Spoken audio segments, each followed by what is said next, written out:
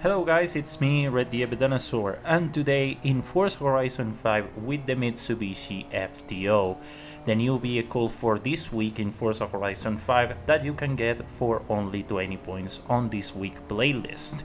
So, the Mitsubishi FTO, a car that started being exclusively sold in Japan but through grey market went through Europe and other parts of the world like New Zealand and Malaysia.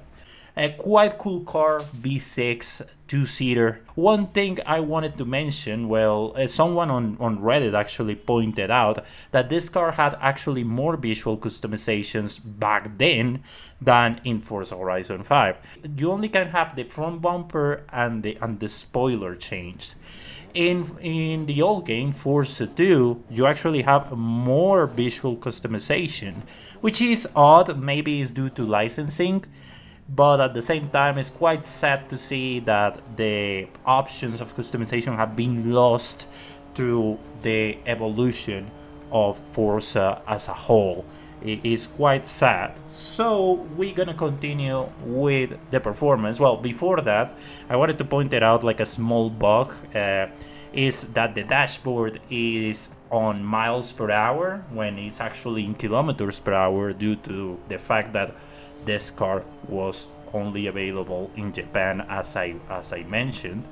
So it's quite odd. It's just a little bug. It's not the end of the world. Something that can be fixed, that probably will be fixed on the end of the month. Not a big deal. So let's move on to the performance of this car. Well, that V6 front wheel drive is something that, well, you can see in other cars, but especially the front wheel drive layout kind of raises an eyebrow because, well, that leads to a lot of understeer. When you drive this car, especially in stock, you can feel that that sometimes the acceleration is lacking and that the handling is being compromised due to the fact that, well, it's a front wheel drive car. But I really like the driving this thing. When you actually just upgrade it, you have a really good platform. This car starts on C-Class, but you can go up to S1. In my case, I just decided to make a build inspired on the FTO LM race car from Gran Turismo 2. So I just leave it on A800 with 345 horsepower and a really staggering weight of under a ton. I think it is in 945 kilograms. It makes it for a really good recipe of a really good race car.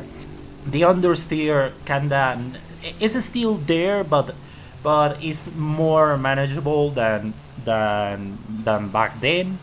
And also it's quite of a fast car as well, especially due to the fact that it doesn't have too much horsepower, but it does a really good job in terms of actually competing with the rest of the retro sports cars of its class.